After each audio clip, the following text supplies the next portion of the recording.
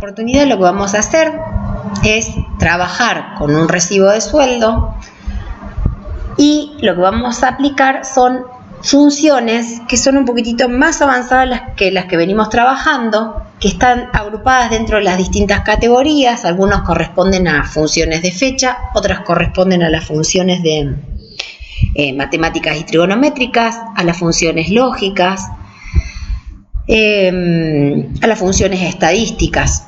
Entonces, vamos a trabajar todas aquellas funciones. En este momento vamos a trabajar con las que tienen que ver con la función sí.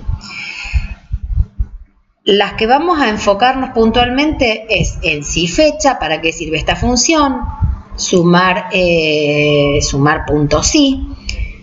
Vamos a ver la función promedio sí y la función sí, que es una función lógica. Vamos a ir explicando cada una en qué tipo de aplicación resulta conveniente, en qué tipo de planilla resulta conveniente aplicarlas. Entonces, tenemos una planilla de sueldo, que es la que estamos trabajando en esta oportunidad. Tenemos calculadas las distintas columnas, ya está semi-calculada, resuelta esta planilla, en donde el empleado trabaja una cierta cantidad de horas y hay a un valor por hora. Entonces vamos obteniendo los resultados, como el sueldo básico, nos da el porcentaje de antigüedad, el presentismo. Bien, esta planilla nos resulta conocida. Entonces lo que vamos a entender ahora es que en el caso de que necesitamos saber la antigüedad que el empleado tiene en nuestra empresa y sabemos que sabemos su fecha de inicio en actividad, entonces la función si fecha, que es la que tenemos como primera, nos va a permitir obtener una diferencia entre dos periodos. Esta función, que es la función sin fecha, lo que hace es, nos permitirá, obtener la diferencia del tiempo transcurrido entre dos periodos o entre dos fechas, y a la vez lo va a permitir, como dice acá, expresarlo en días, en meses o en años. Esta función no la vamos a encontrar dentro de ninguna categoría, por lo tanto es necesario conocer la sintaxis que tenemos acá. O sea, tenemos que entender que se escribe si fecha, y los tres parámetros que me pide es la fecha más vieja o la fecha inicial, la fecha actual y la forma en que lo voy a expresar, si en días, en meses o en años.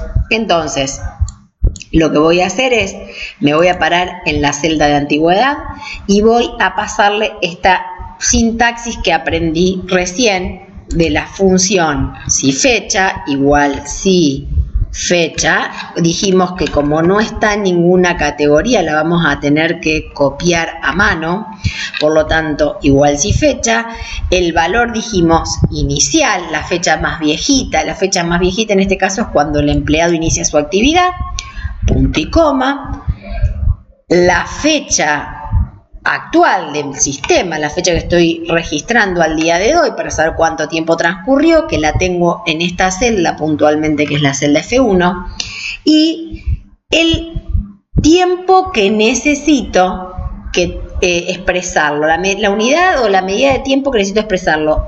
Vamos a usar la Y para años, la D para meses, la M para meses y la D para días, o mejor dicho, date.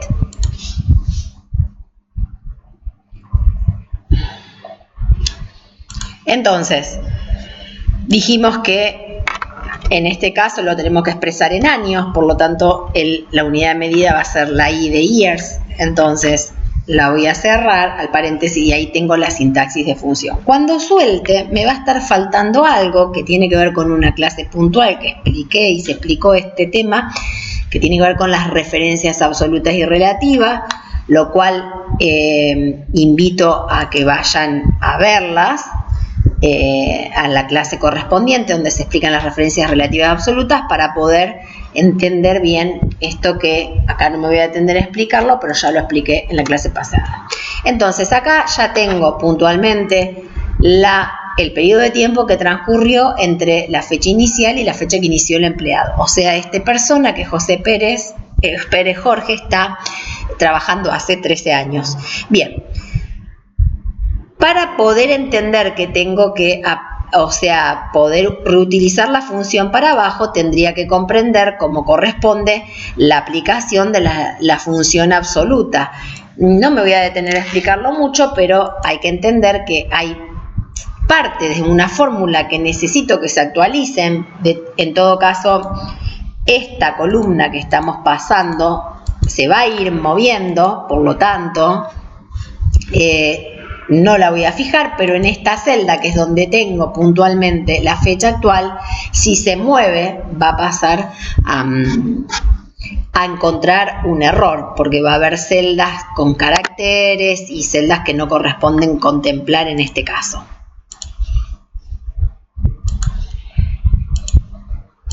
Estoy en la celda y tengo que entender lo siguiente, que la, digamos, celda F1 es la que no se tiene que mover.